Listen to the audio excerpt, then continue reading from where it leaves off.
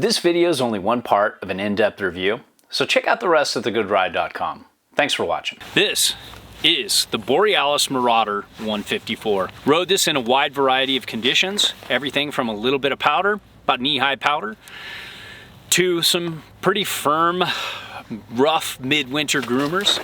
Rode them with the Burton Kendo, the Union Atlas, the Union Contact Pro, the Burton Ions, and Burton SLXs.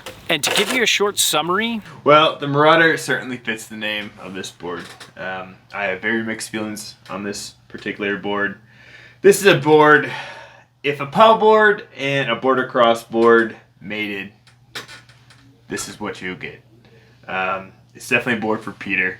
He's more like a quick edge type of deal, not really going all the way across the groomers. And he loves speed. He loves speed. He also loves powder. Yeah, ski fast, eat ass. You know, that's Peter's style. You know, whereas for me, I like more of that surfier style. I really like to get as low as I possibly can.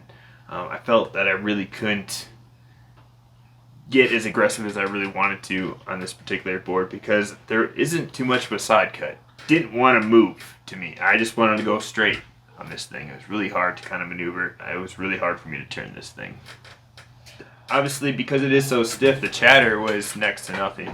So, yeah, it's a fast little 54, eh? Yeah, the trucks were tight. Yes. I think for the appropriate rider, you know, you're definitely advanced rider. This is what this board is intended for. As far as sizing goes, this is perfect for my size 9s. It fit my weight too well. I've been between 195 and 200 while I've been riding this. Just eating way too much Christmas cheer and New Year's and Thanksgiving, but it handled me no problem. So I think it can handle a little bigger guy, but if you're a smaller guy and you have size 9 boots, you know, or 10 boots, I think that's fine. Just keep it under size 10, I would. As far as the shape goes, it's pretty tapered and pretty directional.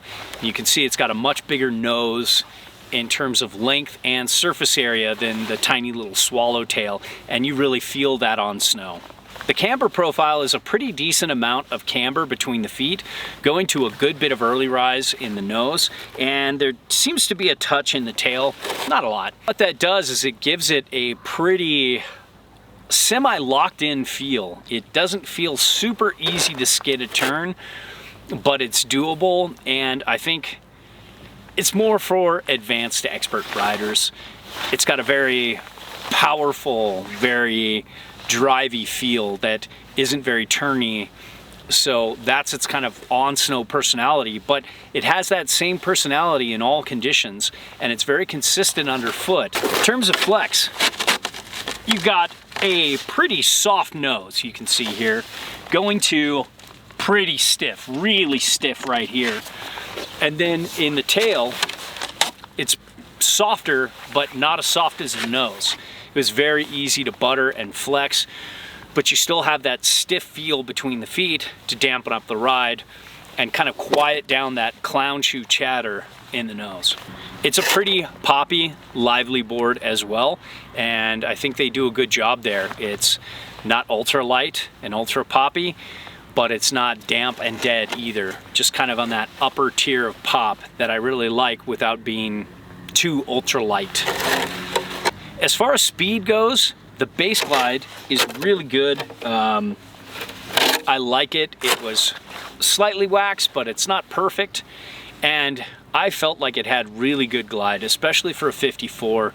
It carried me through some flats that I wasn't expecting to get out of, and I'm glad it did.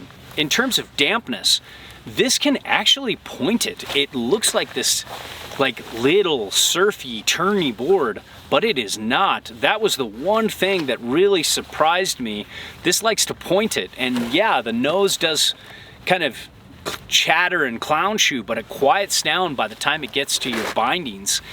And I didn't really feel a lot of chatter, and this really wanted to go straight more than I thought it would. And it likes a straight line. It's not a bomber, but for a board like this, it's pretty fast. edge hold is good. It's got a slight disruption in the side cut, it seems like. It's nothing like the Drakkar next to me. That thing grips so much more. So if you're riding in harder to icy snow, you want the Drakkar. But that's about they're so different. That's about the only time I would reference these two. It grabs less on softer snow, and I like this better for a soft snow ride. As far as turn initiation goes, it's really quick. Once you know, doing those quick weight transfers, it happens really fast, and it's really good for like slaloming through a tight tree line at higher speeds. But if you're somebody who likes to lean in and engage that side cut and then have that side cut do the rest of the turn and really pull a tight circle, this isn't gonna do that.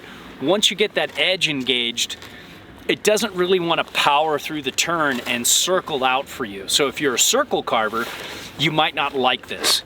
But if you're somebody who wants kind of like this surfy shape and wants more of, let's say if you surf, more of a quad feel, more down the line, kind of a driver, and you want to make turns like this down the line and have that edge lock in and just help you increase your speed and hold well, this is going to be great. In powder, it gets a little more turny, a little more slashy, but it still has that personality that just likes that kind of down the line driving, build on each turn, long S-turn kind of turn and carve. That's where this board shines. It's not really, it definitely leans towards that to just like wider radius turns like this. It's not an across the groomer or circle carver at all. For powder, this thing floats like a champ. This can handle the deepest of deep. I would take this out on those super deep days. I think it's right there with the best of them. I tried it once in some kind of wet, ugly, almost a powder day powder, and it wasn't that much fun. And then it just seems like the deeper it gets, the better this gets, and the more it shines and has that more of that slashy, turny feel that a lot of people love in powder. So I think this, you know, I would love to test it in waist deep powder, but it just, with the weather patterns and the time that I have this, I don't think that'll happen. But in knee-high powder, it really started to come alive and really shine. I liked it. So overall, if you like the way I described that turn initiation of just that kind of down the line drivey feel, and you want it in a short alternative free ride package like this, here's your board. All our reviews are a best effort, objective opinion from an average rider's perspective. There's no brand oversight, and we're free to say whatever we want. We send back everything unless it's a favorite, then we ask to keep those or straight up buy them.